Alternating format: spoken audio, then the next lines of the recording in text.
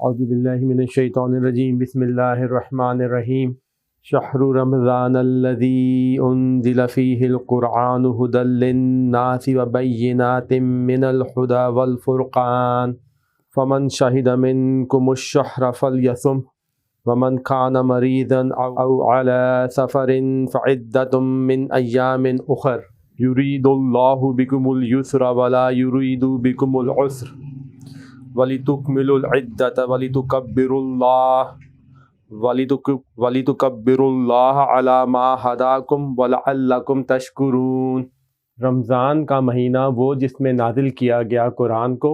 اور ہدایت ہے واسطے انسانوں کے، اور واضح روشن دلیل ہے ہدایت کے لیے اور حق اور باطل کو جدا کر دینے کے لیے۔ پس جو کوئی پائے تم میں سے اس مہینے کو، پس چاہیے کہ وہ روزہ رکھے، اور جو کوئی ہوا مریض یا سفر پہ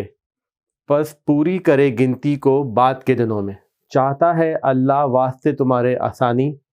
اور نہیں چاہتا واسطے تمہارے تنگی، اور کہ تم پوری کرو گنتی کے دنوں کو اور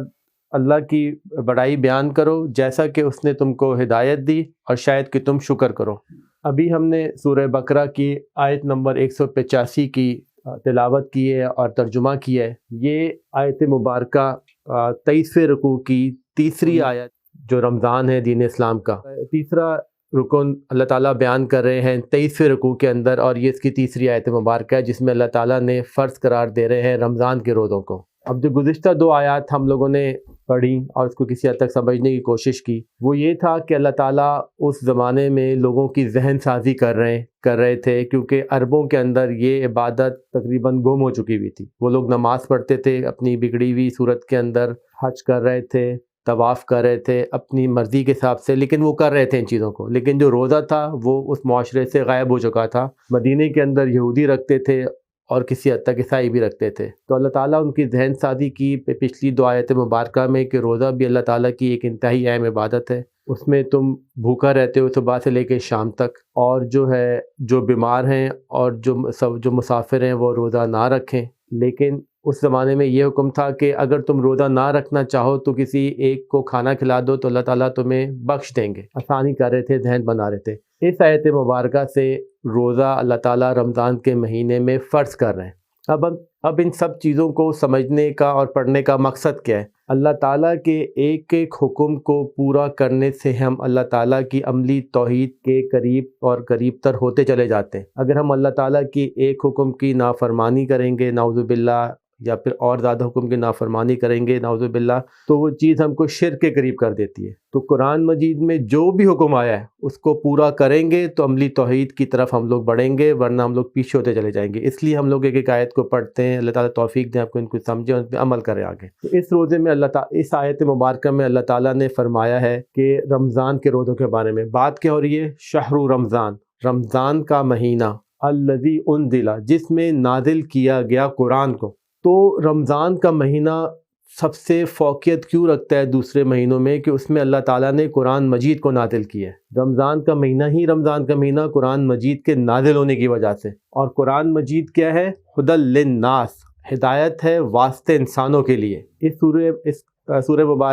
مبارک ہم نے شروع میں پڑھا الف لام میم ذالک الکتاب لا ریب فیہ ھدی للمتقین، وہاں پہ اللہ تعالیٰ فرما رہے تھے کہ ہدایت ہے متقین کے لیے، جو لوگ تقوی پہ ہوتے ہیں، لیکن اللہ یہاں فرما رہے ہیں یہ جو کتاب ہے الفرقان، الہدا اور الذکر، یہ ہدایت ہے تمام انسانوں کے لیے۔ اصل میں در حقیقت یہ کتاب ہی ہدایت ہے تمام انسانوں کے لیے، لیکن اللہ یہ بتاتے ہیں کہ ہدایت کون پاتا ہے؟ وہ لوگ ہدایت پہ جاتے ہیں جو لوگ تقوی کے اوپر ہوتے ہیں۔ اگر آپ میں تقوی ہے، اللہ تعالیٰ کا ڈر ہے، پرہیزگاری ہے، تو آپ کو ہدایت مل جائے گی۔ اس کے آپ برخلاف جا رہے ہیں تو آپ کو ہدایت نہیں ملے گی۔ انزلہ، نازل کیا گیا، انزلہ ینزلو انزالن، یہ ہے باب افعال۔ اس کے اندر کیا ہوتا ہے؟ ایک یک مشتگی پائی جاتی ہے کہ ایک دم سے سارا کچھ ہو جائے۔ تو اللہ تعالیٰ بتا رہے ہیں کہ اللہ تعالیٰ نے نازل کیا قرآن کو یک مشت۔ کہاں نازل کیا؟ لوح محفوظ سے سمائے دنیا، یعنی کہ پہلے آسمان تک۔ اس کے بعد یہ قرآن مجید نازل ہوا ہے رسول اللہ صلی اللہ علیہ وسلم پر بتدریج۔ وہ بات چلتی ہے نزل ینزل تنزیلا، موقع کی مناسبت سے، وقت کی ضرورت سے رسول اللہ صلی اللہ علیہ وسلم پہ قرآن کی تنزیل ہوئی ہے، 23 قمری سال تقریباً یا 22 شمسی سال کے اندر آہستہ آہستہ قرآن مجید رسول اللہ صلی اللہ علیہ وسلم پہ نازل ہوا ہے۔ یہ بالکل اسی طرح کی بات ہے، علامہ یعلم تعلیماً، جس طرح انسان تعلیم کو آہستہ آہستہ آہستہ سمجھتا ہے، اس کو ایک ہی رات میں سارا علم نہیں آ جاتا، بتدریج آپ لوگ بھی شاگرد طالب علم ہیں، کئی سال سے پڑھ رہے ہیں، ہم لوگوں نے بھی 14-15 سال میں کچھ نہ کچھ ڈگریز حاصل کی، تو یہ آہستہ آہستہ آتا ہے، ایک دم سے نہیں آتا۔ تو قرآن مجید اللہ تعالیٰ نے لوح محفوظ سے پہلے آسمان پہ ایک دم نازل کر دیا، اس کے بعد تنزیل ہوئی رسول اللہ صلی اللہ علیہ وسلم پہ بتدریج۔ ہدایت کی بات ہم نے کی، تنزیل کی، آگے بات چلی ھدی للناس وبینات من الہدی۔ اب بینات لگ رہا ہے دو چیزوں پہ، یہ واضح روشن دلیل ہے ہدایت کی، اس میں اللہ تعالیٰ نے سب چیزوں کا ذکر کیا گیا ہے، اور انتہائی سلیس زبان کے اندر، محاوروں کا استعمال نہیں ہوا ہے، کوئی مشکل بات نہیں ہوئی ہے۔ ہم نے وہی دیکھا کہ وہ لفظ جو مستعمل تھے عربی زبان میں، صوم کا لفظ اسی رکوع میں ہمیں پتہ چلا اس کا بیک گراؤنڈ کیا ہے، کیسے صوم چل رہا ہے۔ جو آیت بر کے بارے میں بات ہوئی تھی، بر ہم نے دیکھے بار ایک ہی مادہ تھا، خشکی کے طور پہ بھی جو بر استعمال ہوتا ہے کہ جہاں وہ جگہ جہاں پہ آپ کو اطمینان ملے، خوشی محسوس ہو، اسی وجہ سے اسی لفظ کو اللہ تعالیٰ نے آگے نیکی میں تبدیل کر دیا۔ تو وہی لفظ جو اس زمانے میں چل رہے تھے قرآن مجید میں آئے ہیں، اللہ تعالیٰ فرماتے بھی ہیں فَإِنَّمَا يَسَّرْنَاهُ بِلِسَانِكَ، سورہ مریم کے اندر، اور ہم نے اس کو آسان کر دیا زبان کو آپ لوگوں پر۔ آگے بات چلتی ہے ہدی والفرقان، اور تمیز کر دیتا ہے، فرق ڈال دیتا ہے قرآن حق اور باطل کے اندر، دودھ کا دودھ کر دیتا ہے اور پانی کا پانی کر دیتا ہے۔ تو فرقان کا جو مطلب ہے وہ ہے فرق کر دینے والا، جس طرح حق اور باطل میں فرق ہم کرتے ہیں، اور قرآن اور جتنی بھی شریعتیں پہلے آئی ہیں، تورات ہو یا انجیل ہو یا اب قرآن مجید ہمارے سامنے، ان کا کام ہی فرق کر دینا ہے حق اور باطل میں، تمیز کر دینا ہے جھوٹ کی اور سچ کی، جیسے دودھ کا دودھ اور پانی کا پانی الگ ہوتا ہے۔ آج بھی اگر کوئی شخص قرآن پہ عمل کرے گا تو اس کو معاشرے میں تمیز آ جائے گی، اور قرآن کو سمجھے گا، تمیز آ جائے گی کہ کیا حق ہے اور کیا باطل ہے۔ اس مہینے کے اندر 2 عبادات تجویز کی گئی ہیں۔ تجویز کا لفظ ہم لوگ اس لیے استعمال کر رہے ہیں کہ ایک عبادت جو صوم کی ہے یا صیام کی ہے یا روزی کی ہے، وہ تو قرآن مجید میں اللہ تعالیٰ نے اس کا حکم دے دیا۔ دوسرا ہے نزول قرآن کی وجہ سے اللہ تعالیٰ نے جو رات کو قرآن پڑھنا کی بھی انتہائی زیادہ اہمیت ہے۔ تجویز کا لفظ ہم نے اس لیے استعمال کیا کہ اس کا ذکر قرآن مجید میں نہیں آیا، کیونکہ قرآن مجید انسان کی ضروریات کو زیادہ بڑی حد تک سمجھ سکتا ہے، اور اسی کے حساب سے اللہ تعالیٰ اپنی احکامات جاری کرتے ہیں۔ اللہ تعالیٰ کو پتہ تھا کہ ایک زمانہ ایسا بھی آئے گا کہ جب لوگ انتہائی زیادہ کام میں پھنس جائیں گے۔ ہم نے خود دیکھا ہے اپنے بچپن کے اندر، ہمارے والدین 2 بجے تک دوپہر کو نوکری کرتے تھے اور اس کے بعد گھر آ جاتے تھے۔ یہ چیز ہمارے سامنے تبدیل ہو گئی، اور ہم دیکھتے ہیں کہ لوگ 7 بجے بھی گھر آ رہے ہیں، 8 بجے بھی گھر آ رہے ہیں، 9 بجے بھی آ رہے ہیں۔ کوئی لوگ بیمار بھی ہیں، سفر پہ بھی ہیں، اور بھی کاموں میں پھنسے ہوئے ہیں۔ تو اللہ تعالیٰ نے رات کی عبادت کو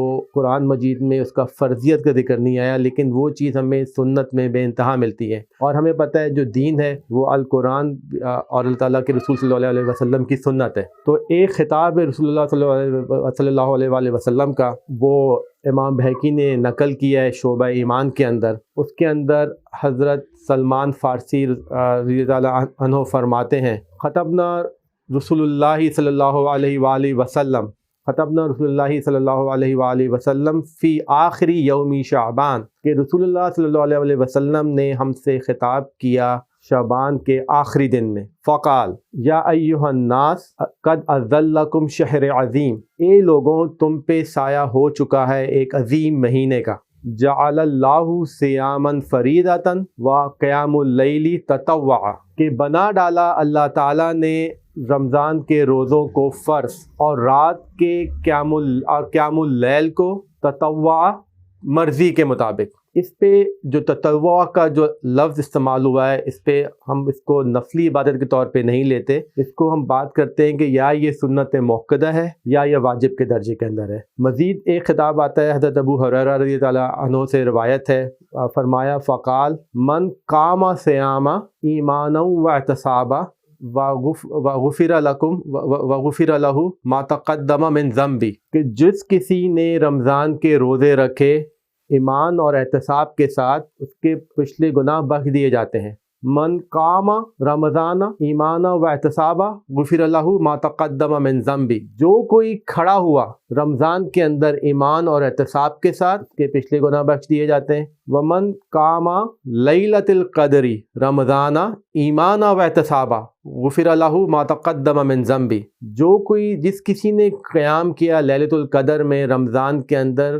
ایمان اور احتساب کے ساتھ، اس کے پچھلے گناہ بخش دیے جاتے ہیں۔ اب پچھلے گناہ کون سے بخش دیے جاتے ہیں؟ آپ میں سے کوئی بتائے گا کون سے گناہ بخش؟ کہ اگر کسی انسان نے کسی کو قتل کر دیا، یا کسی کا مال کھا لیا، یا کسی کو جھوٹ بولا، گناہ وہ بخشے جاتے ہیں جو کہ گناہ صغیرہ ہوتے ہیں۔ گناہ کبیرہ اللہ تعالیٰ جب تک نہیں بخشتے، جب تک جو حقوق اللہ کے اندر آتے ہیں، جب تک آپ صدقے دل سے معافی نہ مانگیں اور توبہ نہ کریں کہ آپ دوبارہ کبھی نہیں کریں گے۔ اور وہ گناہ جن کا تعلق انسانوں کے ساتھ ہے، جب تک آپ ان سے معافی نہ مانگیں اور پھر اللہ تعالیٰ سے معافی نہ مانگیں اور ان کو آپ کمپنسیٹ نہ کریں، وہ نہیں بخشے جاتے۔ تو جب بھی کبھی کسی گناہ کے بخشنے کی بات ہوتی ہے، وہ عموماً گناہ صغیرہ کی بات ہوتی ہے۔ تو اللہ تعالیٰ کے رسول صلی اللہ علیہ وسلم فرماتے ہیں کہ جس کسی نے رمضان میں قیام کیا اور صیام کیا، وہ چیزیں اللہ تعالیٰ ان کے لیے بہت اجر ہے۔ تو دیکھیں دونوں چیزیں پیرالل چل رہی ہیں، سیام اور قیام، سیام اور قیام۔ مزید فرمایا امام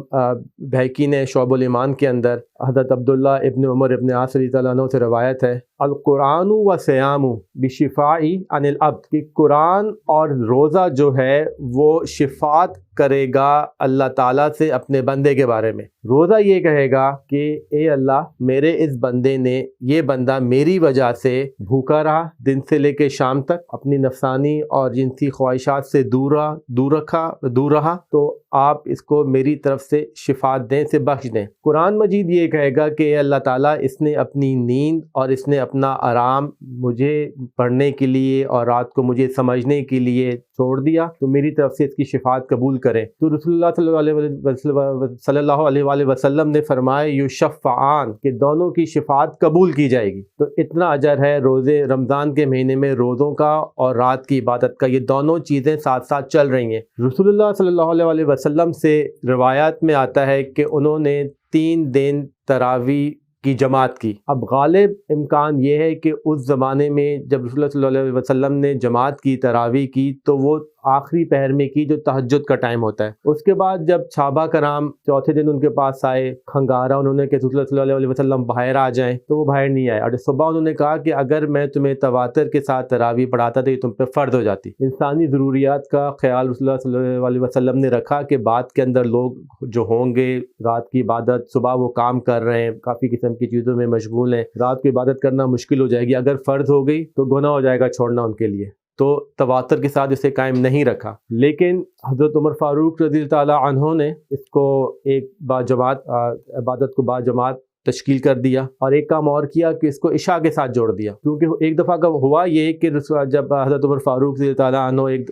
مسجد میں آئے تو انہوں نے دیکھا کچھ جو ہے حفاظ تلاوت کر رہے ہیں اور کچھ صحابہ کرام سن رہے ہیں، انہوں نے کہا کیا یہ اچھا نہیں ہوگا کہ سب لوگ اس کی اکٹھی جماعت کریں تاکہ لوگوں کو فائدہ بھی اور ثواب بھی زیادہ ملے۔ تو یہ ہے خلیفہ راشد کا اجتہاد۔ رسول اللہ صلی اللہ علیہ وسلم نے فرمایا علیکم بسنتی وسنتی خلفۂ راشدین مہدین، کہ تم پہ میری سنت کا پوری کرنا اور میرے خلفۂ راشدین کی سنت کا پوری کرنا فرض ہے۔ اور یہ اجتہاد بھی ہے حضرت عمر فاروق رضی اللہ عنہ کا۔ تو اس اجتہاد کی وجہ سے والجماع اہل سنہ کے اندر جو 4 امام کو لے کے چلتے ہیں، امام مالک، امام حنفی، امام شافعی اور امام ابو حنبل، سب کا اس چیز پہ اجتہاد ہے کہ جو رات کی عبادت ہے جسے ہم آج کل تراویح کی صورت میں جانتے ہیں، یہ سنت موقدہ ہے یا یہ واجب کے درجے میں، اس پہ سب لوگ متفق ہیں، کیونکہ خلیفہ راشد کا اجتہاد ہے، اور خلیفہ راشد بھی وہ جن کی عظمت کو ہم تو جانتے ہیں، لیکن ان کی عظمت کو ہمارے دشمن بھی جانتے ہیں۔ وہ لوگ جو دین محمد صلی اللہ علیہ وسلم پہ ایمان لیکن نہیں آئے، ان لوگوں نے بھی اپنے اپنے ملکوں کے اندر، خاص بالخصوص یورپ کے اندر، عمر's لاء کو فالو کر رہے ہیں۔ اس کے علاوہ گاندھی جی نے اپنے پہلے خطاب میں جو اسمبلی میں ہوا تھا ہربھجن میں فرمایا کہ اصل خادم اعلیٰ تو وہ لوگ تھے کہ جنہوں نے اس طرح سے کام کیا، اس میں نام لیا تھا عمر فاروق رضی اللہ عنہ کا۔ آج بھی جو ہمارے غزہ کے اندر جنگ چل رہی ہے، اگر اللہ تعالیٰ کوئی ذریعہ بنا دیں اور یہودیوں کے علماء کو اس بات کا پتہ چل جائے کہ حضرت عمر آ جائیں گے، تو ہو سکتا ہے کہ وہ جنگ بندی ہو جائے، کیونکہ حضرت عمر کے ان لوگوں پہ بے انتہا احسانات ہیں۔ حضرت عمر فاروق رضی اللہ عنہ کی وجہ سے یہودیوں کو بیت المقدس میں جانے کی اجازت دوبارہ سے ملی تھی۔ تو ان کا اجتہاد یہ ہے کہ جو رات کی عبادت ہے وہ آسانی کے لیے اس کو اب تراویح کی صورت میں کریں گے اور عشاء کے ساتھ ملا دیں گے تاکہ لوگوں کو آسانی اور مشکل کم ہو۔ کیونکہ اگر ہم دیکھیں قیام اللیل اصل کے اندر تو وہ سورہ مزمل میں آیا ہوا ہے کہ کم سے کم 1/3 عبادت ہے رات، لیکن ہماری آسانی کے لیے اس کو اس طرح سے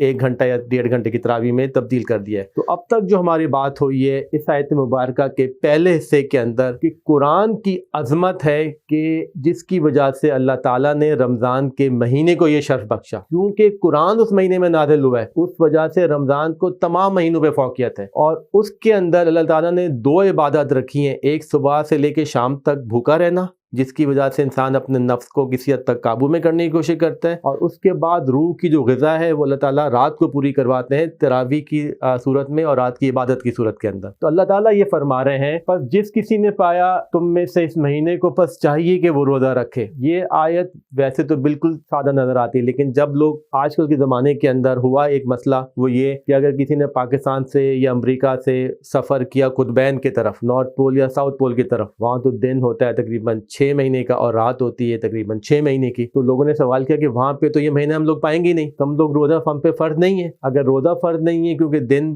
بھی 6 مہینے کے، تو نماز بھی ہم پہ ایک ہی فرض ہوگی جو اس ٹائم پہ ہوگی۔ تو پھر ہمارے علماء نے اس پہ کام کیا، مفسرین نے، انہوں نے پھر رسول اللہ صلی اللہ علیہ وسلم کی ایک حدیث کو نکالا، اس کو پھر آگے بیان کیا، جس میں رسول اللہ صلی اللہ علیہ وسلم نے فرمایا ہوا تھا کہ جب دجال آئے گا تو اس زمانے میں اس کا جو پہلا دن ہے وہ 1 سال کا ہوگا۔ تو صحابہ کرام کو دجال کی اس زمانے میں بھی اتنی فکر رہتی تھی کہ انہوں نے پوچھا یا رسول اللہ اگر ہم نے اس زمانے میں دجال کو پا لیا تو ہم کیا کریں گے؟ تو انہوں نے کہا کہ تم پھر اندازے سے نماز پڑھو گے، اور اب اندازے کا ہمارے پاس بہترین ذریعہ ہمارے پاس گھڑی ہے جس کے اندر 1 سیکنڈ آگے سے پیچھے نہیں ہو سکتا۔ تو اب اگر آپ قطبین پہ ہیں یا دنیا میں کسی بھی جگہ پہ ہیں، آپ کے پاس کوئی جواب نہیں کہ آپ روزہ نہ رکھیں، آپ اندازے سے سارا کام کر سکتے ہیں۔ پھر آگے بات چلی، اور جو کوئی تم میں سے ہوا مریض یا ہوا سفر پہ پس چاہیے کہ وہ پوری کرے گنتی کو بعد کے دنوں کے اندر۔ اب مریض کا مطلب یہ ہے کہ اگر آپ واقعی بیمار ہیں، اس پہ مولانا مودودی صاحب کہتے ہیں کہ اگر کسی کو 104 بخار ہے اور وہ روزہ رکھ رہا ہے تو وہ تقوی کا حیضہ ہے، اصل میں اپنے اوپر آپ ظلم نہیں کر سکتے، اللہ تعالیٰ نے اپنے اوپر ظلم کا منع کیا ہے، آگے اللہ تعالیٰ بتا بھی رہے ہیں۔ اگر آپ کو لگتا ہے آپ روزہ رکھ لیں گے، نزلہ زکام ہے تو سمجھا جا سکتا ہے، لیکن آپ بہت بیمار ہیں تو آپ روزہ نہ رکھیں۔ اسی طرح سے اگر آپ سفر پہ جا رہے ہیں، اب سفر کی نوعیت تبدیل ہو گئی ہوئی ہے، پہلے زمانے میں سفر بے انتہا مشکل تھا، ہم کو روایات میں ملتا ہے رسول اللہ صلی اللہ علیہ وسلم نے فرمایا جب فتح مکہ تھی تو زمانے میں رمضان چل رہے تھے، تو جب صحابہ کرام جا رہے تھے عصر کے ٹائم پہ ان کی حالت بری ہو گئی، تو رسول اللہ صلی اللہ علیہ وسلم نے پیالہ منگوایا، پانی پیا، روزہ توڑا، اور دوسرے صحابہ نے بھی روزہ توڑا، اور اس وقت جن صحابہ نے روزہ نہیں توڑا تھا صلی اللہ علیہ وسلم نے فرمایا انہوں نے نافرمانی کی ہے۔ یہ ہم کو احادیث میں ملتی ہیں یہ بات۔ لیکن آج کل کا سفر، ایک اور روایت ملتی ہے کہ رسول اللہ صلی اللہ علیہ وسلم حضرت عائشہ رضی اللہ عنہا سفر پہ جا رہی تھیں، تو سفر کے اندر حضرت عائشہ نے روزہ بھی نہیں رکھا اور نماز بھی کثرت سے پڑھی، جبکہ رسول اللہ صلی اللہ علیہ وسلم نے روزہ بھی رکھا اور نماز بھی پوری پڑھی۔ تو بعد میں حضرت عائشہ نے فرمایا کہ یا رسول اللہ میں تو ایسے ہی کی ہے، تو آپ صلی اللہ علیہ وسلم نے فرمایا کہ ٹھیک ہے، اگر کوئی سفر ایسا ہے جس کے اندر آپ کا روزہ کی وجہ سے آپ کو بیمار ہونے کا یا آپ کو جان کا خطرہ نہیں ہے، تو آج کل کے مفسرین اور جو اجتہاد ہوا ہوا یہ کہ آپ رکھ سکتے ہیں، لیکن یہ آپ نے اپنے اوپر دیکھنا ہے، سب سے اچھا فیصلہ کرنے والے اس کے آپ لوگ ہیں۔ بیماری اگر زیادہ بیماری روزہ نہ رکھیں، اگر صرف سفر انتہائی مشکل ہے تو روزہ نہ رکھیں۔ چاہتا ہے اللہ تعالیٰ آسانی اور نہیں چاہتا اللہ تعالیٰ تمہارے لیے تنگی۔ اللہ تعالیٰ ہماری شہرت سے قریب ہے، وہ ہم سے بے انتہا پیار کرتے ہیں۔ روزے کی عبادت اس لیے اللہ تعالیٰ میں کرواتے ہیں کہ ہمیں تقویٰ پیدا ہو، ہم لوگ آگے جہاد کے لیے تیار ہوں، ہماری جو روح ہے وہ ہمارے قابو کے اندر آئے، ہم جسم کے جو ہماری حیوانی جسم ہے اس کا وجود ہم سے کمزور پڑے۔ تو اللہ تعالیٰ آسانی چاہتے ہیں کہ تم پورا کرو اپنے گنتی کے دنوں کے۔ اب گنتی کے دن بار بار آ رہے ہیں، اس رکوع میں تقریباً تیسری دفعہ ہے کہ ہم بات کر رہے ہیں، تیسری چوتھی کہ ہم کہ گنتی کے دن پوری کرو۔ تو گنتی کی اہمیت انتہائی زیادہ ہے۔ جو لوگ کہتے ہیں کہ اللہ تعالیٰ نے کون سی نمازوں کی گنتی کو گننا ہے، وہ بالکل غلط کہتے ہیں۔ اللہ تعالیٰ ایک ایک چیز کا حساب کتاب کرنے والے ہیں، اور کہ تم بڑائی بیان کرو اللہ کی جو اس نے ہدایت دی ہے تم کو۔ اب روزوں کے بعد ہم دیکھتے ہیں کہ کیا ہوتا ہے، عید کا سلسلہ شروع ہوتا ہے، تو اس میں اللہ تعالیٰ کی تکبیر کرتے ہوئے جاتے ہیں اور تکبیر کرتے ہوئے آتے ہیں، اور جو عید کی نماز ہے اس میں تکبیر بھی زیادہ ہوتی ہیں. تو یہ اللہ تعالیٰ کی ایک تکبیر تو یہ صورت ہے. دوسری تکبیر یہ ہے کہ اس کا وَلِتُكَبِّرُوا اللَّهَ کا جو آیا ہے لفظ، یہ سورہ حج کے اندر بھی آیا ہے، اور اسی طرح سے جو سورہ بقرہ میں آیا اس کے بعد آگے قتال کا حکم آ رہا ہے اگلی رکوع کے اندر. سورہ حج کے اندر بھی جب یہ لفظ آیا تو قتال کا آگے حکم آ رہا ہے کہ اللہ تعالیٰ کے تم نے نظام کو قائم کرنا ہے دنیا کے اندر، اور اصل بڑائی تو اللہ تعالیٰ کی یہی ہے. علامہ ہداکم کا ایک تو پہلی یہ کہ جو اللہ تعالیٰ نے تم کو ہدایت دی، دوسرا یہ کہ ان ہدایت کو جس طرح رسول اللہ صلی اللہ علیہ وسلم نے معاشرے کے اوپر لے کے آئے، صحابہ کرام رضی اللہ عنہم نے ان کو فالو کیا، اور پھر خلفائے راشدین نے جس طرح سے اس کو آگے لے کے چلے، جس طرح سے آپ نے اللہ تعالیٰ کی بڑائی کو دنیا پہ قائم کیا اور تمام دنیا کو ہدایت دی، تو ما ہداکم اس درجے میں بھی آتا ہے وَلَعَلَّكُمْ تَشْكُرُونَ، اور شاید کہ تم شکر کرو. اب شکر کو امام راغب نے 3 درجے بتائے ہیں. ایک ہے شکر بالقلب، دوسرا ہے شکر باللسان، اور تیسرا ہے شکر بالجوارح. شکر بالقلب یہ کہ آپ کو کسی چیز کی اس پہ بڑی لمبی چوڑی بات ہو سکتی ہے، لیکن اب یہ مختصر بات کرتے ہیں کہ شکر بالقلب یہ ہے کہ آپ کو کسی چیز کی اہمیت کے بارے میں پتہ چل جائے کہ اس کی اصل اہمیت کیا ہے. اگر مثال کے طور پہ اگر آپ کسی 4 یا 5 سال کے بچے کو ایک انتہائی زبردست ہیرا دے دیں تو اس کو پتہ نہیں چلتا کہ وہ کیا ہے. ہیرے کی قدر تو وہی جانتا ہے جو کہ اس کا کام کرتے ہیں یا جو اس کو اپنا بیچتے ہیں، کاروبار کرتے ہیں. اسی طرح سے اللہ تعالیٰ فرماتے ہیں کہ اگر تمہیں اس چیز کا پتہ چل جائے کہ روزی کی اور قرآن کی کتنی اہمیت ہے تو تمہیں صحیح طرح سے شکر کر سکو گے. شکر باللسان یہ کہ وہ آپ کی زبان پہ آ جاتا ہے کہ اللہ تعالیٰ آپ کا بہت شکر ہے، آپ نے ہماری زندگی بچائی، آپ ہمیں ہدایت پہ لے کے آنے والے ہیں. لیکن شکر بالجوارح یہ کہ وہ آپ کے وجود کے اندر آ جائے، کہ آپ کا چلنا پھرنا سونا اٹھنا اسی چیز کے تابع ہو جائے، اور یہ شکر کی چوٹی ہے جس میں انسان آخرکار اپنی جان دے دیتا ہے. اب اس آیت کے پیچھے حکمت کیا پہنا ہے، وہ یہ ہے کہ انسان کے 2 وجود ہیں. ہم نے بات کی ایک حیوانی وجود اور ایک اس کا